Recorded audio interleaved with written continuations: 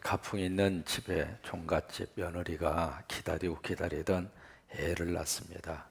경사가 난 거죠. 손이 귀한 그 집이었는데, 근데 며느리가 이 산후조리도 끝나기 전에 기가 막힌 광경을 본 거예요. 근데 애가 막 자지러지게 울길래 도대체 이게 무슨 일인가 싶어서 봤더니 시어머니가 아기를 가지고 자기 젖을 물리는 거예요. 도대체 이 상황을 어떻게 내가 받아들이고 이해해야 할까? 근데 이제 그 마른 젖꼭지에서 뭐가 우유가 나오겠어요? 이거 안 나오니까 애가 더 많이 우는 거예요. 아무리 빠르도 뭐가 생산품이 나와야지. 이게 나오지 않으니까 애는 애대로 팍 저기 하고, 또 시어머니는 그냥 팍 먹어 이거 먹을 게 있어야지. 이게 나오지도 않고. 이제 그 모습을 이렇게 보고 있었던 이 며느리가 하도 기가 막히니까 남편에게 카톡을 한 거예요. 세상 이런 일이 있을 수 있냐. 근데 이 남편은 하도 종갓집에 가풍 있는 집에서 자라나가지고 어머니에게 한마디 말도 못하는 거예요. 그래 이 며느리가 이제 완전히 막 화가 여기까지 났죠. 여기까지 나서 인터넷 상담소에다가 막 올린 거예요. 막 글을 막 이렇게 올렸어. 카톡도 올리고 막 페이스북에다 막 올리고. 그러니까 여기저기서 댓글들이 쭉 이렇게 나오지 않겠어요. 이제 수많은 댓글들이 나왔는데, 뭐 상담사를 찾아가 봐라, 아니면 시어머니한테 가서 꼭 이야기해라, 아니면 시어머니가 주무시고 있을 때 그 밀크통에다가 그냥 무슨 테이블 붙여버려라, 뭐 별 얘기를 다 하면서 댓글이 이렇게 쭉 나왔는데, 그 중에 기가 막힌 댓글이 하나 있었어요. 뭐냐면 세댁 맛으로 승부하시오.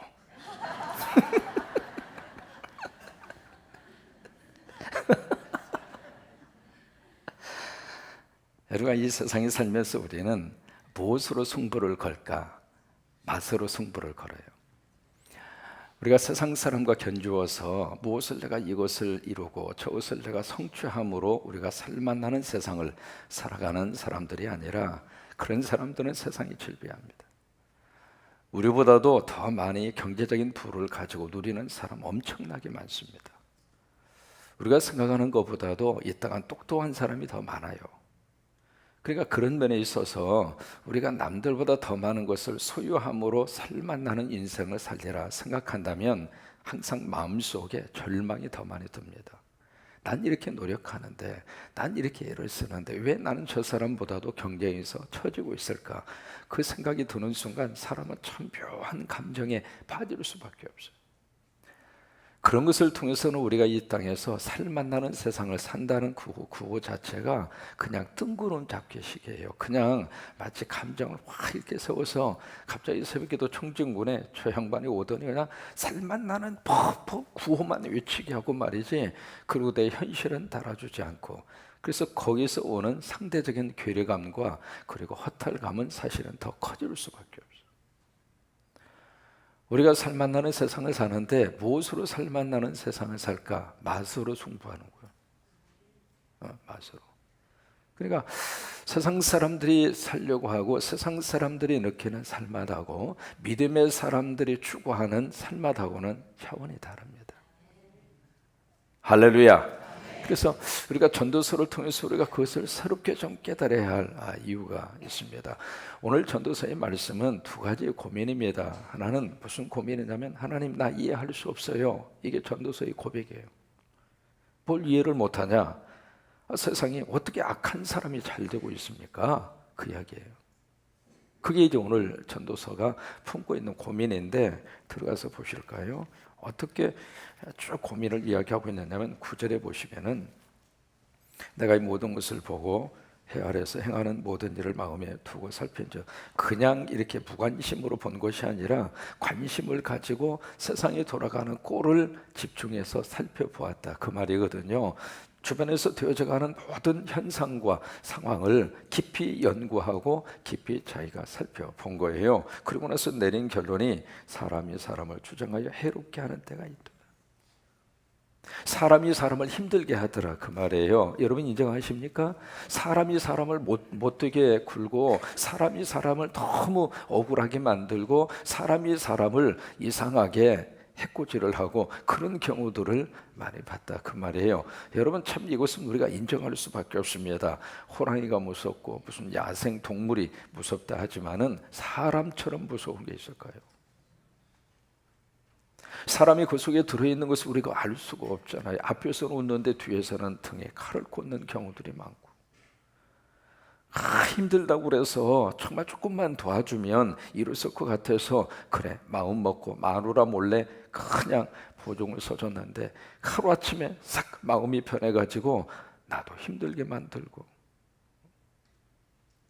그러니까 사람처럼 무서운 그런 대상이 있을까 싶을 정도로 그것은 전도서 솔로몬이 살았던 시대나 지금 이 시대나 똑같다 이 말이에요. 그래서 그 고민이 생긴 겁니다. 사람이 사람을 주장하여 해롭게 하는 때가 참 있다. 10절 그런 후에 내가 본즉 악인들은 장사 지낸 바 되어 거룩한 곳을 떠나 그들이 그렇게 행한 성읍 안에서 잃어버린 바 되었으니 이것도 헛되도다. 고대 사유에서는 사람이 돌아가시잖아요. 돌아가신 다음에 장례식을 치르고 무덤을 남기는 것은 엄청난 영광이었습니다. 지금이야 이제 다 화장을 하시고 무덤을 만드시고 뭐 그렇습니다만은 고대 사유에서는 무덤을 남길 수 있다, 이것처럼 행복한 인생의 마지막 결론을 내리는 사람이 없다 할 정도로, 그런 속에서 의인들은 무덤 하나 남기지 못하고 이 세상을 떠나가는데 악인들은 화합한 장례식을 치르고 거기다 무덤까지 만들고 현실의 모순을 지금 보고 있는 것이거든요. 11절 악한 일에 관한 징벌이 속히 실행되지 아니하므로 인생들이 악을 행하는데 마음이 어떻게 돼요?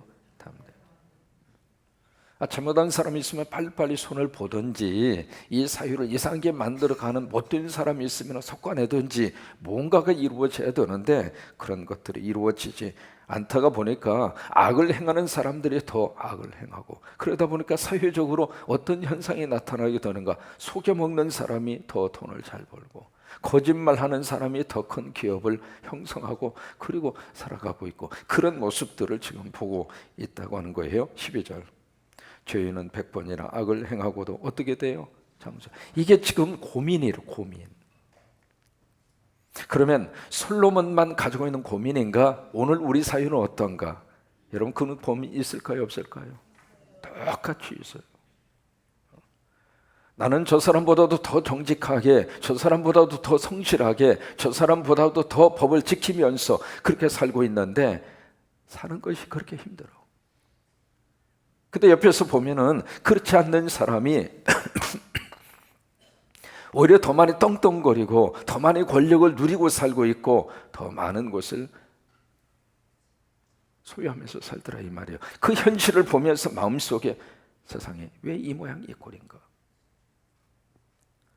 그 고민, 그 갈등, 그것을 우리뿐만 아니라 이렇게 보면 그래요. 뭐 그렇게 많은 나라 보진 않았습니다만은 그래도 제가 이렇게 돌아다닌 나라 보면 한 40개 나라를 봤는데 그 나라를 이렇게 살펴보면서도 어느 나라나 똑같다. 그 고민은 지금 여기 솔로몬의 개인으로 고민으로 끝나지 않아요. 그 고민이 참 우리들 모두에게 있는 고민인데 그 고민을 쭉 고백을 하다가 12절에 참 기가 막힌 고백을 여기서 하고 있습니다. 12절에 죄인은 100번이나 악을 행하고도 장수하거니와 또한 그 다음에 내가 하노니 시작 13절 시작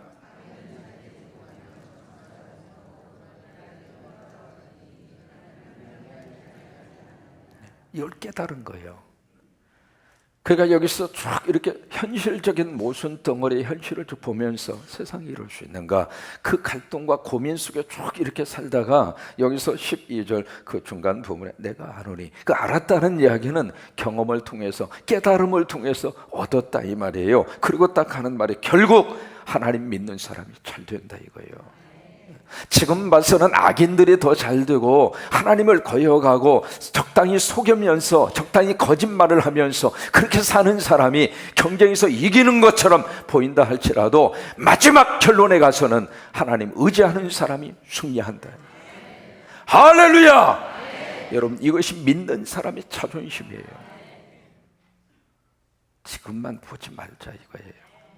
현실만 보고 내가 왜 이렇게 모순덩어리인가 그것으로 좌절하고 끝내지 말자 이거예요. 인생을 통으로 보자 이거예요.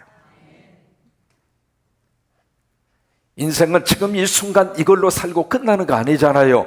적어도 하나님이 나를 이 땅에 살게 하시는 그 전체적인 인생의 전체를 통으로 보면 넘어질 때도 있고 일어날 때도 있고 잘 될 때도 있고 안 될 때도 있고. 그러니까 인생을 통으로 보고 하나님이 주신 말씀이 롬팔 이팔이에요. 하나님을 사랑하는 자, 그 뜻대로 부르심을 입은 자들에게는 모든 것이 합력하여 뭐가 돼요? 인생을 통으로 본 거예요. 만약에 요셉이 그의 인생을 끊어서 보았다면 요셉은 아마 스트레스 받아서 화병에 암 걸려서 죽어버렸을 거예요. 여러분 그렇지 않겠어요? 갑작스럽게 노예로 전락을 하고 그리고 남의 종사료로 들어가서 억울한 누명을 쓰고 그런 식으로 지금 젊은 날 억울하게 짝이 없는 그런 인생의 현실에 부딪힌 요셉이 자기의 인생을 끊어서 그 순간 그 순간만 절박하게 생각을 했더라면 요셉은 견딜 수가 없었어요. 근데 무엇이 요셉으로 하여금 견디게 하는 힘을 가지게 했는가? 하나님이 주신 꿈이었어요. 본인이 만들어낸 꿈이었다면 산산조각이 났겠죠. 그런데 하나님이 주신 꿈을 그 꿈을 요셉은 붙들고 있어 그 또 하나 길게 본 거예요. 길게 멀리 본 거예요. 하나님이 내 인생 마지막은 하나님이 붙들어 주시고 하나님이 결론 내릴 것이다. 결국 가서는 하나님이 나로 하여금 절받는 인생으로 만들어 주실 것이다. 왜? 어렸을 때 꾸었던 꿈이 그거잖아요. 그래서 인생을 전체 통으로 보면은 현실의 모순과 현실의 받아들이기 힘든 모순 덩어리의 현실을 극복하고 살아갈 수 있다는 거예요. 그래서 13절의 말씀이 그래서 나온 거거든요. 아기는 잘되지 못하며 장수하지 못하고 그날이 그림자와 같으리니 이는 하나님을 경외하지 아니함이니이다. 똑같은 고민을 누가 가지고 있었는가? 하박국이 가지고 있었어요. 하박국. 예배 시간에 하박국 찾으세요 그랬더니 속으로 목사님 성경에 호박국도 있어요 그러더라고요. 또 하박국 하니까 무슨 국가 이름으로 생각을 하는데 그게 아니라 하박국이라고 하는 성경. 씨름하고 다투는 자라고 하는 뜻입니다. 하박국서를 하박국을 한번 가보시겠어요? 저 뒷부분에 있습니다. 하박국서는.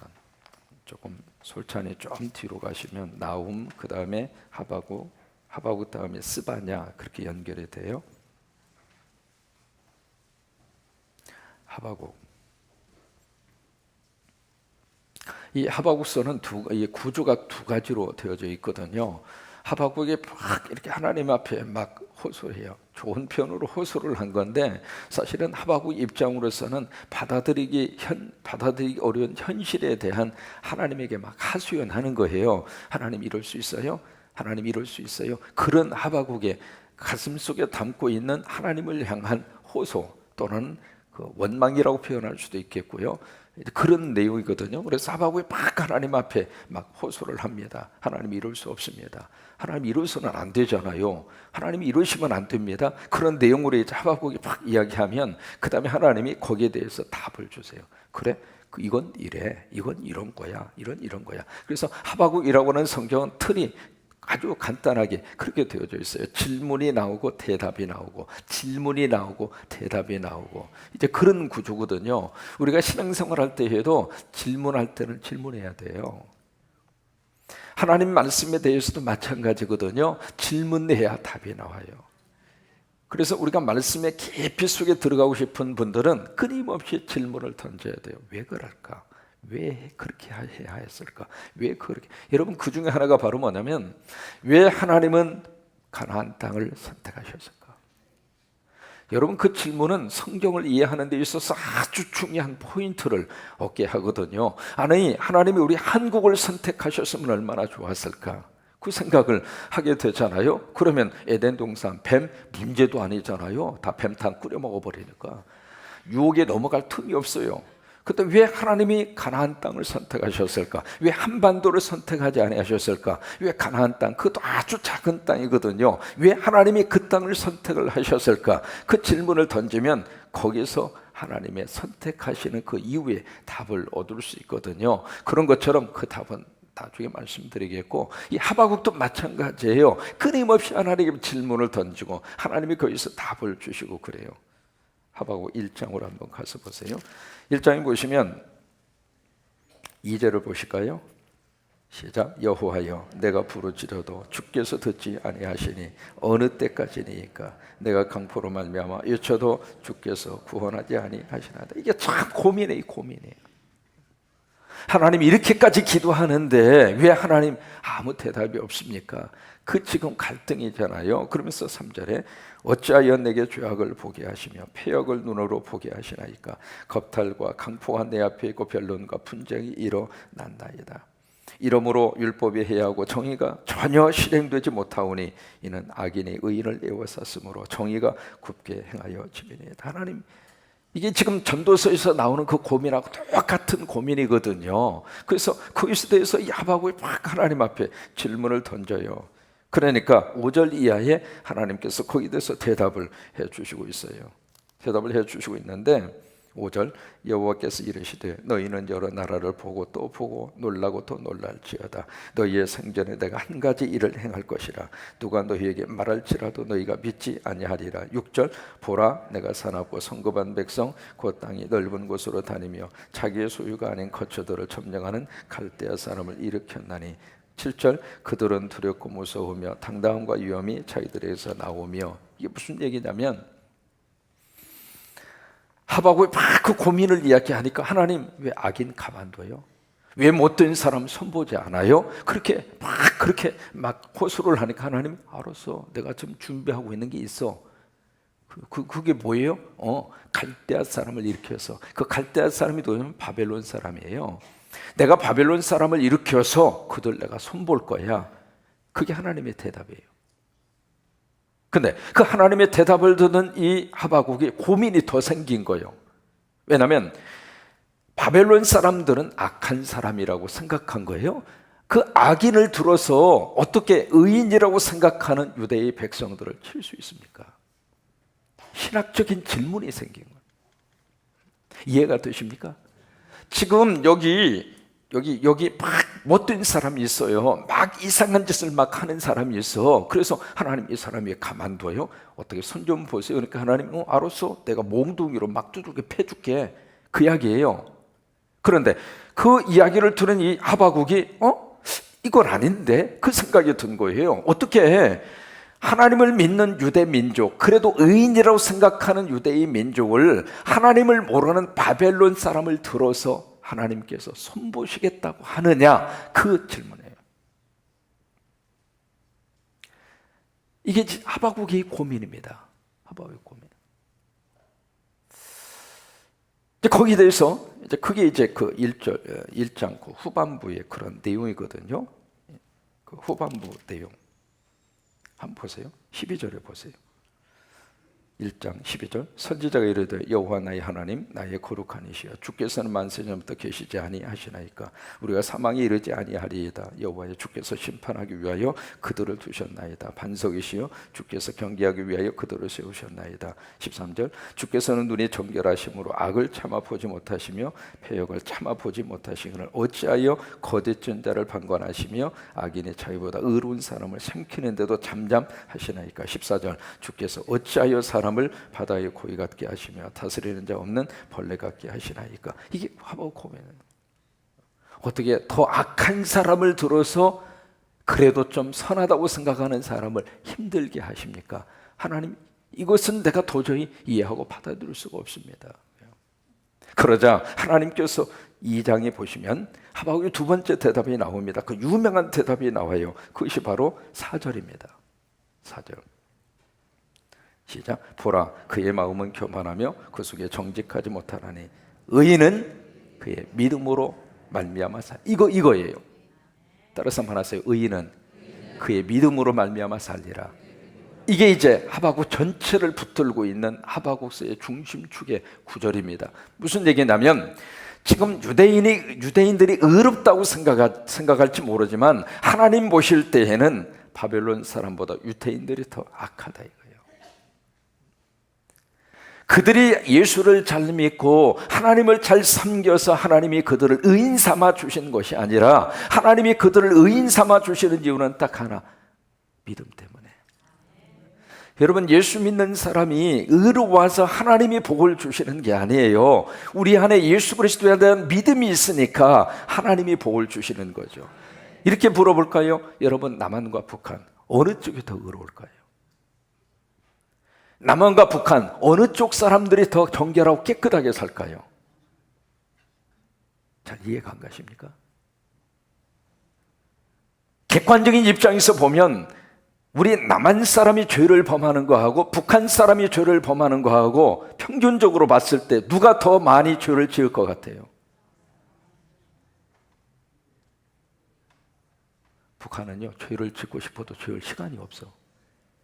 북한은 죄를 짓고 싶어도 무슨 카톡이 됩니까? 무슨 인터넷이 됩니까? 뭐가 됩니까? 24시간 통제받고 살고 있는데. 그러면 북한하고 남한하고 어느 쪽이 죄를 더 많이 지켰어요? 근데 복은 지금 누가 더 많이 받고 있어요? 왜 그래요? 그게 은혜예요.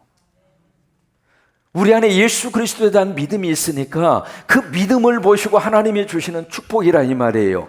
내가 저 사람보다 나아서, 내가 저 사람보다 죄를 짓지 않아서, 내가 저 사람보다 의인이어서 내가 하나님의 복을 받고 사는 있는 것이 아니라 내 안에 믿음이 있으니까, 부족하지만 예수 믿는 믿음이 있으니까 그래도 새벽을 나와서 기도하고 하나님을 위해서 예배를 드리고 그 믿음이 있으니까 하나님이 그 믿음 때문에 하나님이 주시는 복이라 이 말이에요.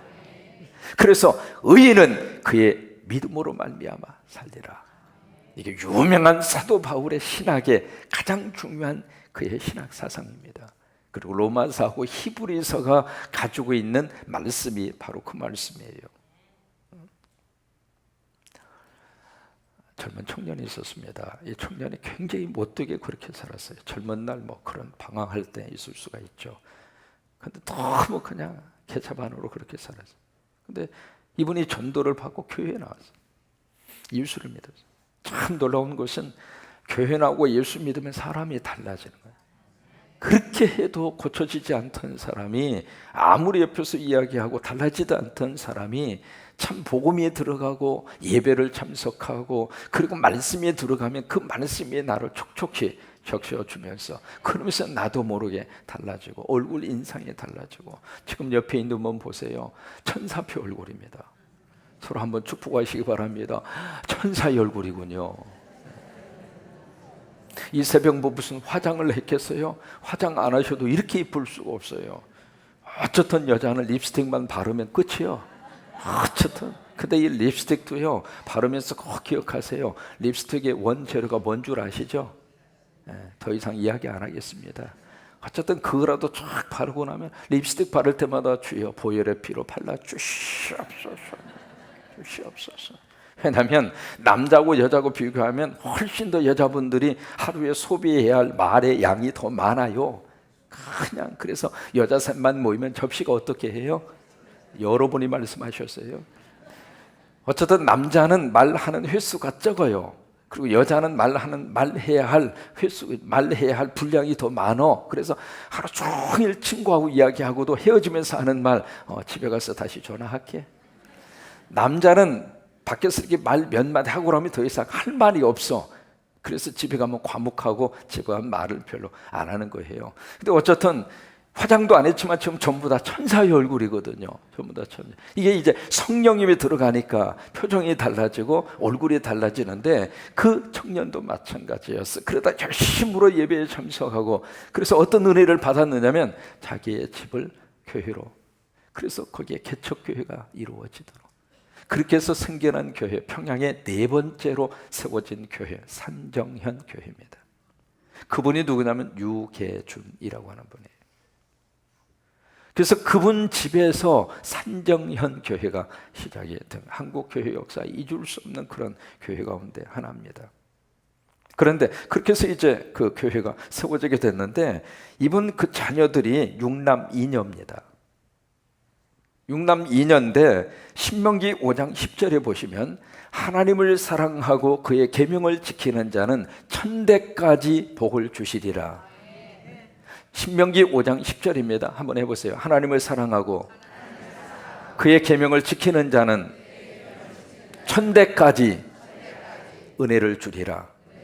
그 말씀 그대로 유괴준 그분이 정말 하나님을 의지하고 하나님을 믿고 하나님을 섬기는 하나님의 사람이 됐어요. 그의 후손이, 그의 자녀가 육남 2녀인데 그 자녀들의 면면이 참 진짜 하나님의 복을 받았어요. 장남 유기원 씨는 국립의료원 원장이고요, 차남 유기정 씨는 기독의사회 회장이고, 장녀 유기옥 씨는 누가병원 병원장이고, 사남 유기천 씨는 서울대 총장이고, 사위 이한빈 씨는 부총리를 지냈고. 이 정도면 조금 기억 속에 나는 인물들이잖아요. 뭐냐면 그 은혜를 부어주신 것은 그분이 의인이어서 그렇게 주신 것이 아니라 그 안에 누가 있으니까? 하나님이 있으니까. 그 안에 예수 그리스도가 있으니까. 그 안에 복음이 있으니까. 그러니까 하나님이 그에게 그 복을 내려주신 거예요. 베드로가 밤새도록 그물을 던지면서 고기를 잡았어요. 근데 한 마리도 잡히지 않습니다. 그런데 이 베드로는 밤새도록 그물을 던졌어요. 끈질긴 사람이죠. 사람이 되는 일을 계속하는 것도 쉽지 않지만 안 되는 일을 계속하는 것은 더더욱 어려운 거예요. 그래서 계속 던져. 근데 새벽녘이 이르렀는데 한 마리도 못 잡았어요.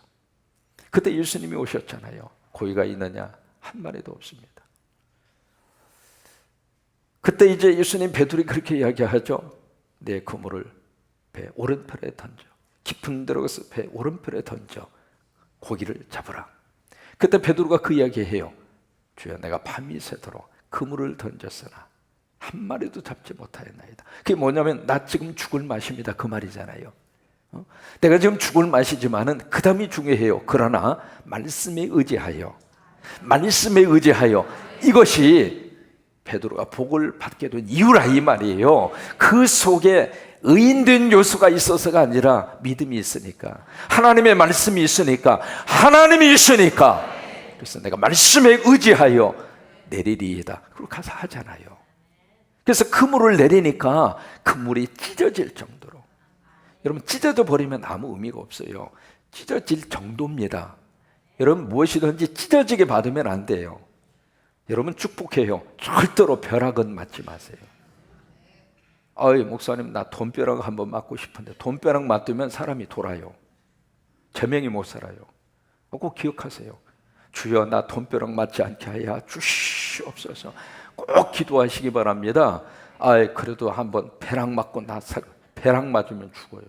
그러니까 벼락은 맞으면 안 되거든요. 이게 찢어지면 아무 의미가 없어요. 그러니까 찢어질 정도로 그 복을 받은 거예요. 무엇 때문에 베드로에게 그 복을 하나님이 주셨을까? 말씀에 의지하는 믿음이 있었으니까.